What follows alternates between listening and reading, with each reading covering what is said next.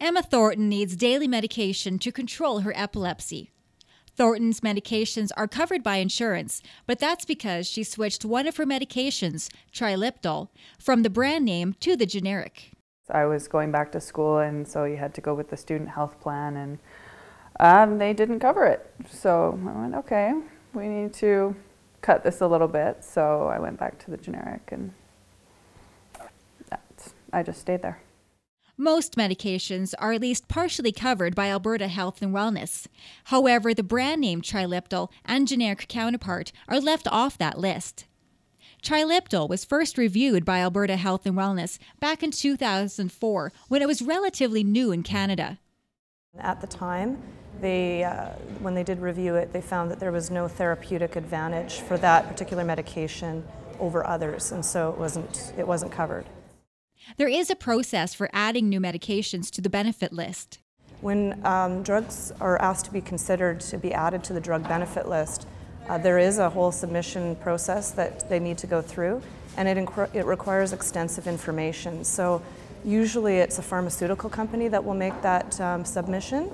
It's not often that a physician would do it on their own.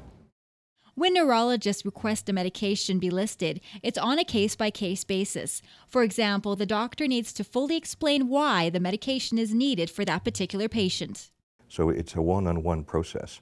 And then it goes before a review committee of doctors. And they will sort of look at any past history that they have relating to that particular medication and decide yay or nay. There's a long list of medications that are used to treat the 44 known types of epileptic seizures. And that particular one is the only one that I know of that is not specifically approved by Alberta Health and Wellness. Sampley was never told why the medication wasn't funded by the government. Triliptol can be used to treat other conditions besides epilepsy.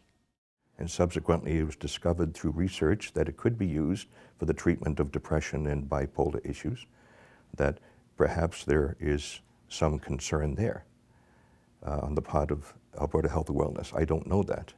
It also does have, like a lot of medications, some side effects, one of which is, in a lot of people, it can cause a severe rash. But again, I can only speculate that that's their reason. Thornton is doing well on the generic brand. If the brand name were funded, though, she would want to switch.